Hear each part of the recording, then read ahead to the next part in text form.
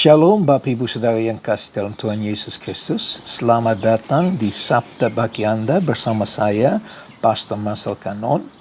Dan ya, matahari lagi terang sekali hari ini. Sungguh luar biasa. Hari-hari ini kita gak jelas. Ya, sebentar lagi hujan, kemudian matahari, angin. Tapi gak apa-apa. Ya, kalau kita memiliki sukacita dari Tuhan, segala sesuatu kita dapat melewati. Kita tidak perlu menggerutu untuk berkata, aduh hujan lagi, aduh panas lagi. Bapak Ibu Saudara yang kasih dalam Tuhan Yesus Kristus, semua itu Tuhan yang utus. Semua Tuhan yang atur. Pada waktu yang tepat ada panas, pada waktu yang tepat ada hujan. Ya, semua Tuhan yang atur. Nah, dalam beberapa hari ini, 8 hari ini, kita sudah bicara tentang memuridkan. Dan seringkali kalau kita baca Matius 28 ayat 18 sampai dengan ayat yang ke-20, kita hanya fokus kepada itu, kepada memuridkan atau dimuridkan atau menjadi murid. Tapi sebetulnya firman Tuhan itu bukan hanya berfokus kepada jadikanlah semua bangsa muridku. Ada banyak hal yang kita bisa pelajari. Ada banyak makna yang Tuhan tunjukkan di dalam firman Tuhan. Jadi beberapa hari ini saya mau kembali kepada Matius. Pasal yang ke-28, ayat yang ke-18 sampai dengan ayat yang ke-20. Supaya kita dapat berfokus kepada beberapa hal yang lain yang Tuhan tunjukkan di dalam firman Tuhan. Ya, yang Yesus menyampaikan pesan terakhir. Saya sudah berkata, pesan terakhir sebelum orang meninggal. Nah, dalam hal ini sebelum Yesus naik ke surga, itu adalah pesan yang sangat amat penting untuk kita bukan hanya mendengarkan, bukan hanya untuk mempelajari, untuk lebih dahulu menjadi pelaku dari apa yang disampaikan oleh Yesus. Jadi pesan Yesus kepada murid-muridnya adalah pesan Yesus bagi Anda dan saya. Adalah pesan Yesus bagi semua orang yang percaya. Jadi saya akan baca lagi Matius 28 ayat yang ke-18 ya sampai dengan ayat yang ke-20. Firman Tuhan bunyi begini. Yesus mendekati mereka dan berkata, ini mendekati mereka itu adalah murid-muridnya. Ya, kesebelasan muridnya Yesus. Kepadaku telah diberikan segala kuasa di surga dan di bumi. Karena itu, pergilah, jadikanlah semua bangsa muridku, dan baptislah mereka dalam nama Bapa dan Anak dan Roh Kudus. Dan ajarlah mereka melakukan segala sesuatu yang telah kuperintahkan kepadamu. Dan ketahuilah, aku menyertai kamu senantiasa sampai kepada akhir zaman. Nah, mari kita lihat ayat yang ke-19. Ya, sekali lagi saya akan baca ayat yang ke-19 dikatakan, karena itu pergilah, jadikanlah semua bangsa muridku dan baptislah mereka dalam nama Bapa dan Anak dan Roh Kudus. Yang pertama dikatakan, karena itu, karena apa sih? Karena apa kita harus pergi? Karena apa kita harus menjadikan semua bangsa muridnya Yesus? Karena apa kita harus baptis mereka? Karena apa kita harus mengajarkan mereka? Karena itu, karena apa? Ayat yang ke-18 adalah jawabannya daripada pertanyaan itu. Ya, jadi kenapa? Karena Yesus berkata, kepadaku telah diberikan segala kuasa di surga dan di bumi. Perhatikan dengan baik-baik ya, apa yang disampaikan oleh Tuhan Yesus. Dikatakan kepadaku telah diberikan. Kepadaku itu kepada Yesus. Jadi semua kuasa di bumi dan di surga diberikan kembali kepada Yesus sesudah dia mati di kayu salib. Karena dia bangkit dan dia mengalahkan kematian. Kematian itu adalah rencana daripada iblis. Iblis mau membunuh kita karena dia adalah yang dikatakan dalam firman Tuhan, dia datang untuk membunuh, ya, untuk mencuri, membunuh dan membinasakan kita. Tapi Yesus memberikan kehidupan, ya, kehidupan penuh pengharapan. Itu yang kita harus disadarkan terus menerus. Makanya Yesus kepadaku telah beri, bukan saya bukan Yesus, saya Marcel.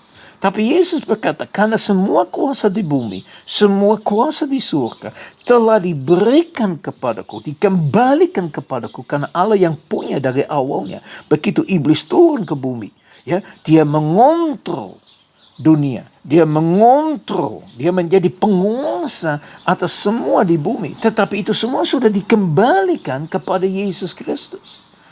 Jadi semua kuasa di bumi, di surga sudah ada di dalam tangan Yesus. Makanya itu kenapa kita harus pergi. Apa yang kita harus takuti? Kalau Yesus sudah punya semua, makanya kita harus disadarkan berulang kali apa yang terjadi di dalam kayu salib, di mana ada penukaran yang terjadi. Ya, dosa kita diambil, kutuk kita diambil, semua yang jelek diambil, dan Yesus ambil itu. Dan dia mengalahkan itu supaya melalui kebangkitan daripada Yesus Kristus kita memperoleh hidup yang kekal. Ingat, Yohanes 3:16, ya, kita harus dihafalkan itu. Kita bukan hanya tahu itu di luar kepala, tetapi kita harus sadar di dalam hati kita bahwa Yesus diutus dengan satu tujuan, yaitu untuk menyelamatkan kita, supaya tidak ada satupun yang binasa. Nah, di zaman hari ini, seberapa jauh kita tetap percaya kepada itu? Seberapa jauh kita percaya Yohanes 3:16? Ya, seberapa jauh kita siap menyerahkan nyawa kita bagi Tuhan? Seberapa jauh kita siap untuk mengalami kelahiran baru? Ini sesuatu yang sangat amat penting. Firman Tuhan juga bilang bahwa pada akhir zaman banyak orang akan singgir, akan menjadi jauh daripada Tuhan. Ingat juga, yang awal menjadi akhir, yang akhir menjadi awal. Banyak hal yang kita bisa pelajari dari firman Tuhan. Makanya Bapak Ibu Saudara yang kasih dalam Tuhan Yesus Kristus, sangat penting untuk kita mengerti bahwa segala kuasa di bumi dan di surga telah diberikan kepada Yesus Kristus. Makanya firman juga berkata, apa yang kamu ikat di bumi terikat di surga. Apa yang kamu lepaskan di bumi terlepas di surga. Kenapa? Karena otoritas itu sudah diberikan kepada Anda dan saya. Ingat ini, ya, saya mau baca di dalam 1 Korintus 3 ayat yang ke-16 dikatakan begini. Tidak tahukah kamu bahwa kamu adalah bait Allah dan bahwa roh Allah diam di dalam kamu. Jadi kita lihat, ini tubuh adalah bait Allah. Ya, dan Roh Kudus tinggal di dalam Anda. Kapan Roh Kudus mulai tinggal di dalam Anda? Pada saat Anda mengalami kelahiran baru. Ya, kenapa saya berani berkata begitu? Karena Yesus naik ke surga. Begitu dia naik ke surga, Roh Kudus turun. Roh Kudus diutus untuk tinggal bersama dengan kita. Kalau kita lihat di dalam Perjanjian Lama, kalau Roh Kudus tidak ada di semua orang. Roh Kudus ada di orang tertentu saja. Tapi di dalam firman Tuhan ini, dan juga di dalam 1 Korintus 6 ayat 19 dan 20, tadi saya sudah campurin, ya, karena hampir sama. Dikatakan begini, atau tidak tahukah kamu? Sekali lagi, kamu tidak tahu enggak? Kamu sadar enggak? Ya, bahwa tubuhmu adalah bait Roh Kudus yang diam di dalam kamu, Roh Kudus yang kamu peroleh dari Allah, dan bahwa kamu bukan milik kamu sendiri. Ayat yang ke-20. Sebab itu, ya, sebab kamu telah dibeli dan harganya telah lunas dibayar. Karena itu, muliakan Allah dengan tubuhmu. Kenapa harus kita memuliakan nama Tuhan? Kenapa sih kita harus angkuhkan, meninggikan, memuliakan, membesarkan? Karena kita sudah dibayar dengan lunas. Kita sudah dibawa keluar dari yang binasa menjadi tidak binasa, dari kematian kekal menjadi kehidupan yang kekal. Kuasa otoritas itu semua sudah diberikan kepada Anda dan saya. Makanya karena kuasa itu sudah diambil kembali oleh Yesus dan sudah diberikan kepada kita, karena itu kita harus memuridkan. Karena itu ada panggilan yang Tuhan berikan kepada kita.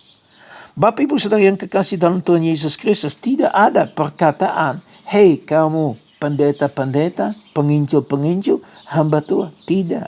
Tapi ini berita diberikan untuk semua muridnya Yesus Kristus. Hari-hari ini banyak orang berkata, "Tapi pastor, saya nggak bisa ngomong." Masa sih? Masa Anda nggak bisa ngomong? Kata siapa? Oke, ya wes, Musa juga ngomong begitu. Musa membicarakan kepada Tuhan dan bilang, "Wah, aku nggak pintar ngomong, tolong utus orang lain."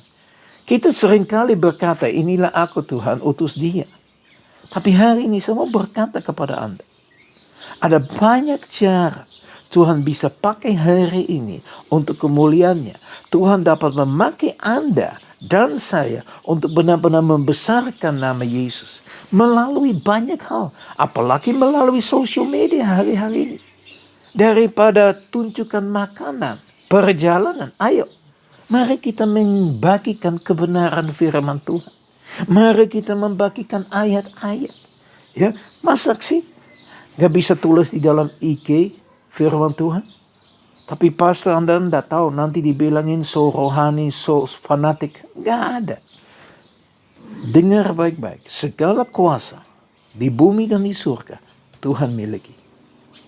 Makanya karena itu, beritakanlah Injil. Jadikanlah semua bangsa muridku. Mari kita berdoa. Bapa kami yang di surga, kami datang di hadapan Engkau Tuhan. Kami minta kekuatan Engkau untuk disadarkan terus menerus bahwa Engkau sudah memiliki semua kuasa di bumi di surga. Dan Engkau sudah memberikan kepada kita semua kuasa itu.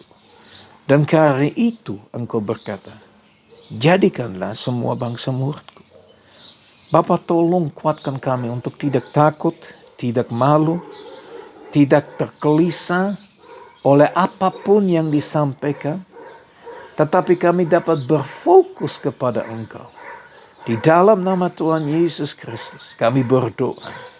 Haleluya. Amin. Sekali lagi Bapak Ibu Saudara yang kasih dalam Tuhan Yesus Kristus, Shalom. Mari kita memperdalami firman Tuhan hari demi hari. Selidiki apa yang saya sudah sampaikan. Itu benar firman Tuhan bukan? Ya, jangan cuma terima firman ini, tapi Anda benar-benar menyelidiki setiap hari apa yang disampaikan. Ya, saya berdoa supaya benar-benar berkat daripada Allah.